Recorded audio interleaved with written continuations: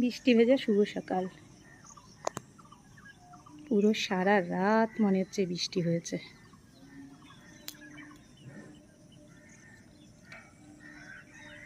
এখনো কুয়াশা রয়েছে।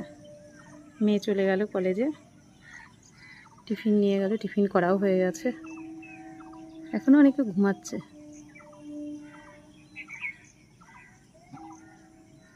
এখান থেকে ট্রেনের আওয়াজ শোনা যায় আমাদের বাড়ি থেকে।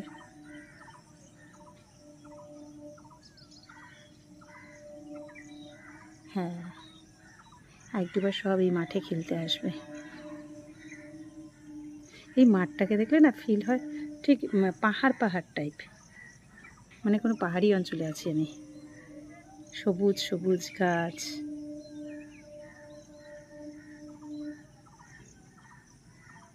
সকালবেলা সবাই সবার গন্তব্যে বেরিয়ে গেছে।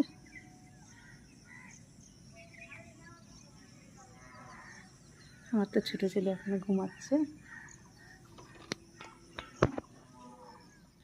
এই যে ছোটোটা এখনো ঘুমোচ্ছে, ডাকবো না, থাক।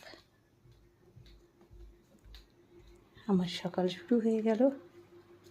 এখন জানলাগুলো খুলে দিই, ঘরটা পুরো গরম হয়ে গেছে।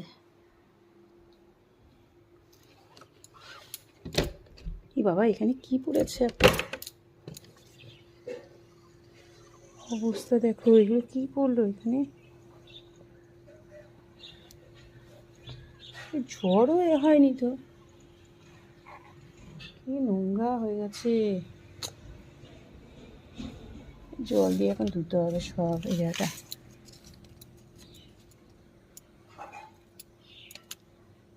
কি অবস্থা!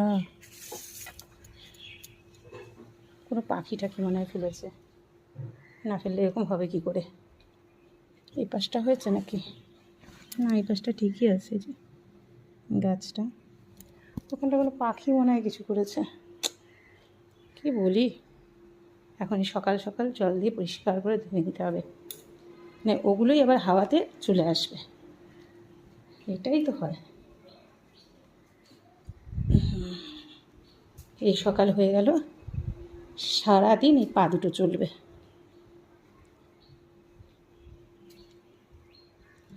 পুরো নোংরা এখন এই জায়গাটা।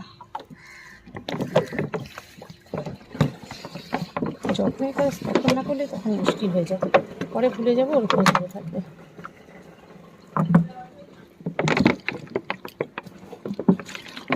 জানলার পেছনেও আছে, কিন্তু হলো কি করে সেটাই বুঝতে পারছি না। বাবা,